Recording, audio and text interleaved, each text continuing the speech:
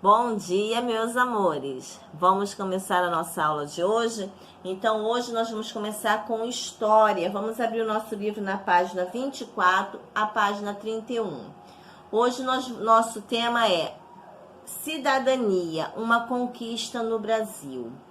Bom, na aula anterior, nós conhecemos aí alguns direitos dos cidadãos brasileiros, não foi? Pois bem, esses direitos, alguns desses direitos, eles foram escritos pelos franceses e foram listados na Declaração dos Direitos dos Homens e do Cidadão. E alguns países inseriram alguns desses direitos em sua Constituição, que é o caso, né, do Brasil. O Brasil foi um dos países que mais demorou para concluir os direitos dos cidadãos na sua Constituição, na Constituição de 1988. Isso, um dos fatos que fez com que o Brasil demorasse a inserir os direitos dos cidadãos nas constituições que foram elaboradas anteriormente, foi o fato de que o Brasil era uma colônia de Portugal. E outro fato foi o motivo da escravidão. Então, o Brasil era um país escravista, porque escravizava pessoas, né, em trabalhos que eram executados aqui no Brasil, como na produção da cana-de-açúcar, também na produção de café.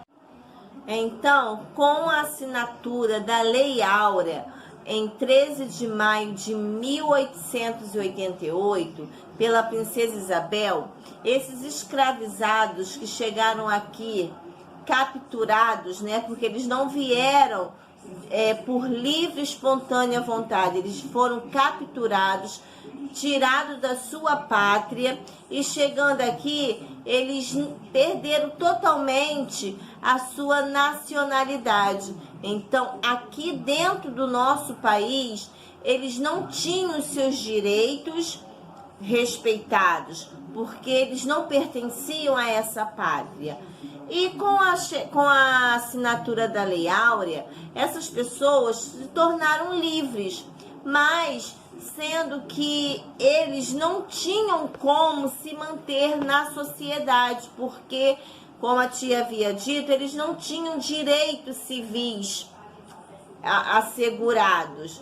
E aí eles ficaram desamparados, sem emprego, tá? Sem moradia. Então, o que eles trabalhavam, o que eles conseguiam através do seu trabalho, não dava para eles se manter, né, ter uma vida digna. E isso a gente vê aqui na página 25, onde fala assim, ó: após a abolição dos escravizados pela princesa Isabel em 13 de maio de 1888, é bom vocês grifarem isso aí, muitos deles ficaram sem condições de trabalho e sem moradia ou acesso à educação, vivendo de pequenas tarefas que não resultaram em contrato fixo e direitos garantidos, ou seja, eles não tinham direitos garantidos por trabalhistas, porque não tinham carteira assinada. Então, eles ficaram vivendo à margem da sociedade, com muita dificuldade, ok? Então, aí a gente vê aqui embaixo, ó, no segundo parágrafo, fala assim, ó: desde então, esse grupo luta por direitos e pela preservação e respeito à sua cultura. Os descendentes, tá bom? Os descendentes de africanos e vem obtendo algumas vitórias, sobretudo no acesso à educação, que traz a possibilidade de melhores resultados profissionais. Vocês sabem que somente através da educação, dos estudos, as pessoas conseguem um melhor emprego e uma melhor condição de vida, não é verdade? Então, isso agora eles estão conquistando, mas não estão conquistando de uma forma sem luta, estão lutando por isso, para que os seus direitos sejam o quê? Respeitados. Então, isso está acontecendo através das lutas que os afrodescendentes, né, dos quais a gente está falando, que os escravizados viviam, né, na margem da pobreza após a assinatura da Lei Áurea. E na página 26, nós vamos falar por que a falta de instrução foi um obstáculo aos direitos sociais. Então, gente, a educação é o caminho para que as pessoas lutem pelos seus direitos. Olha aqui, ó, a falta de instrução, a falta de aprendizado, de orientação, é uma das dificuldades que atinge a população brasileira desde a época do domínio português até os nossos dias. Vocês sabem que no passado as pessoas que tinham direito ao ensino, à educação, eram as famílias ricas. No passado, quando o Brasil era colônia de Portugal, os padres jesuítas tinham o trabalho, tinham o papel de ensinar as crianças, os jovens, inclusive os indígenas. Mas as crianças africanas não tiveram acesso a essa educação. E aí a gente vai ver que mais tarde, os filhos das famílias ricas, eles não estudavam aqui, eles estudavam fora do nosso país, lá em Portugal, na Europa, porque eles recebiam um ensino de qualidade. Mas o governo republicano, né, pensando no desenvolvimento econômico do Brasil, começou a investir na construção de escolas. Aí construíram escolas de formação de professores, onde muitas pessoas, né, muitas crianças começaram a ter acesso às escolas públicas. Agora, lá no próximo parágrafo, nós vamos ver que o voto, que é um dos direitos políticos do cidadão, era proibido para os analfabetos. Vocês sabem o que são analfabetos? São pessoas que não sabem ler e nem escrever. São pessoas que não tiveram acesso à educação. Então, essas pessoas, elas eram postas de lado nesse direito de escolha dos representantes. E a mulher também. A mulher não tinha direito ao voto, a escolher o seu governante, escolher os governantes que iriam governar o país. Então, os analfabetos e as mulheres não tiveram no passado direito, mais precisamente, olha aí, em 1891 a 1934, os analfabetos e as mulheres não tinham acesso ao voto, tá bom? Eles foram excluídos. Aqui, ó, no último parágrafo. O direito do voto do analfabeto só foi permitido na Constituição de 1988. Aqui rege o nosso país hoje, tá bom? Agora nós vamos lá. A educação é um direito de todo cidadão. No último parágrafo, o outro é o penúltimo, desculpa. A educação é um direito de todo cidadão. E o conhecimento nos torna cidadãos mais capazes de participar das decisões políticas do nosso país.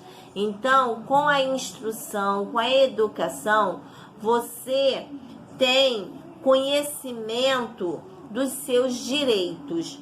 E isso nós só temos realmente através da educação. Página 27. A página 27 vai falar por que as mulheres estão lutando pelos seus direitos sociais. Como nós vimos no passado, as mulheres não tinham direito a ter uma profissão. Mais tarde, com a construção das escolas de formação de professores, as mulheres puderam ter uma profissão. A profissão delas era o quê? Ser professoras. Mas, com o desenvolvimento econômico, as mulheres começaram a ser inseridas no mercado, graças aos imigrantes. Vocês sabiam? Porque com a chegada dos imigrantes, muitas mulheres começaram a trabalhar nas indústrias. E essas mulheres, as mulheres imigrantes, elas já tinham estudos, elas já vinham de seus países com um nível de escolaridade. E aí elas puderam aqui pôr em prática, reivindicar os direitos.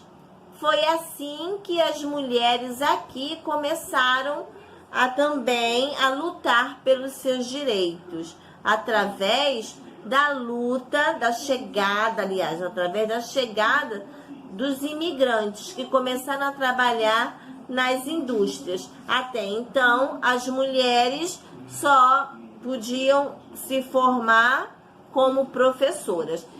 Na página 28, nós vamos ver que muitas mulheres se destacaram a partir do direito do voto feminino, tá? Então, vocês vão ver aqui, no primeiro parágrafo, olha aqui, ó.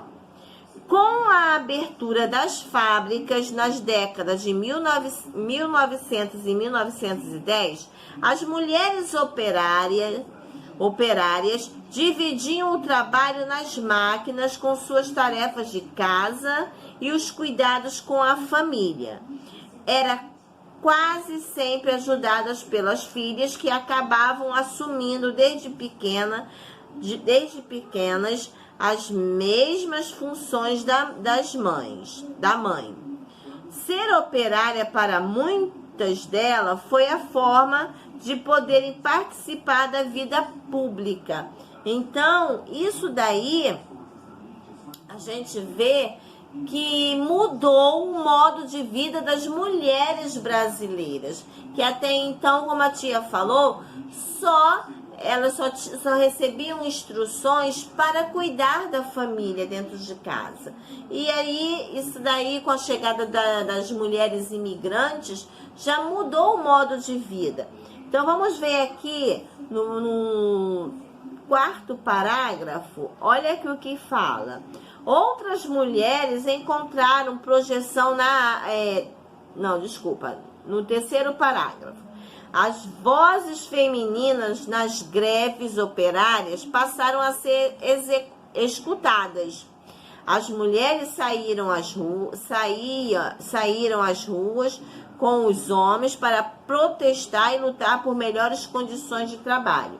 Outras mulheres encontraram a projeção na arte, na literatura, na política, como Anita Malfatti, pintora, Cecília Meirelles, escritora, e Maria José Rabelo, a primeira diplomata a ocupar esse cargo público em 1918. Então, gente, a gente vê aí que não foi fácil a luta também das mulheres para se projetar na vida da sociedade brasileira. Então, houve o quê? Muita luta. E hoje ainda as pessoas lutam por seus direitos, né? As mulheres ainda lutam por seus direitos serem respeitados, porque muitas das vezes a mulher ela é vista como incapaz e na verdade não é. Olha aqui, ó, no penúltimo parágrafo, a atuação das mulheres mudou principalmente a partir dos anos de 1940, quando novos empregos surgiram graças ao crescimento das indústrias. Então, aí a gente vê que a atividade industrial foi muito importante aqui para o nosso país. Agora, aqui aqui embaixo, depois dessa foto, atualmente as mulheres conseguiram mais conquista como cidadãs, mas aumentaram também suas responsabilidades. Muitas tornaram chefes de família e em muitos lares são elas que mantêm os filhos e também alguns parentes.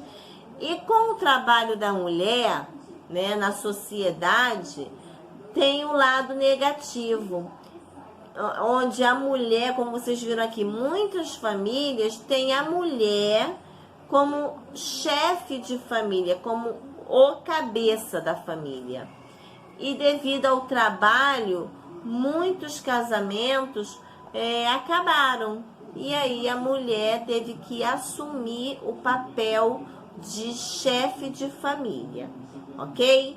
Então agora vocês farão as atividades das páginas 29 a 31, ok? Qualquer dúvida, a tia está aqui.